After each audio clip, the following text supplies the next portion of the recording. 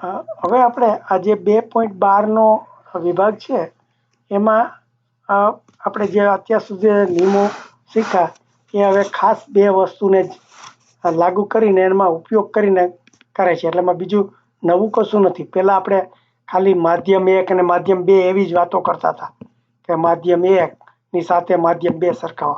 હવે આ માધ્યમ 1 છે એ એમ કે હવા છે અને માધ્યમ 2 એ કાચ ઘન છે.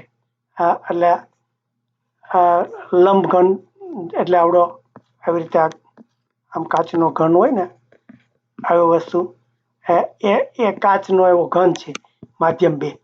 એ બે નક્કી કરી લીધા હવે અને પછી એના જે જુદા જુદા આંકડા આપીને આપણે ખાલી આ ચિત્રો ફરી એને કિંમતો બધી મૂકવાની છે. એટલે આમાં બીજું કોઈ નવું નથી, આપણે જે આગળ શીખ્યા છે. પણ આમાં હવા અને કાચ વચ્ચેની જ વાત કરે છે. પહેલામાં ગમે તે બે માધ્યમ હોય એની વાત કરતા હતા. બધા સૂત્રો બધા એ જ આવશે. એટલે આમાં એક શબ્દ કંઈક નવો આવે છે, પારસી સ્થાનાંતર. ઓકે, એ થોડું સમજાવવાનું આપણે જોઈ જઈએ કે આજે એનું જે કિરણ હતું એમ કે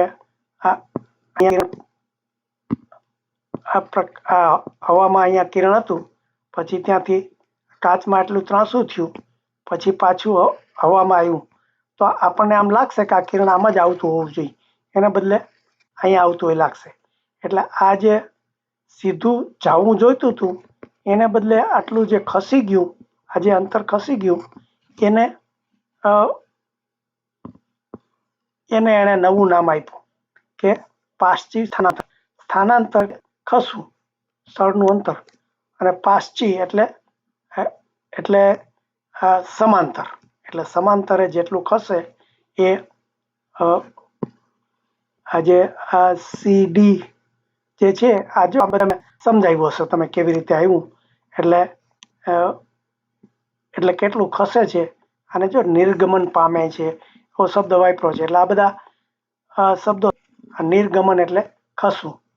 એટલે આ જે ખસે છે એનું એક નવું વૈજ્ઞાનિક નામ આવ્યું, એ પણ તમે યાદ રાખી લેજો. પારસી સ્થાનાંતર કહે છે. એટલે આ પારસી સ્થાનાંતર એટલે શું એ પરીક્ષામાં પૂછે તો સમજી લેજો આ આકૃતિમાંથી. બસ એટલે આ રીતે અહીંયા આ 12મું વિભાગ પૂરો થાય છે.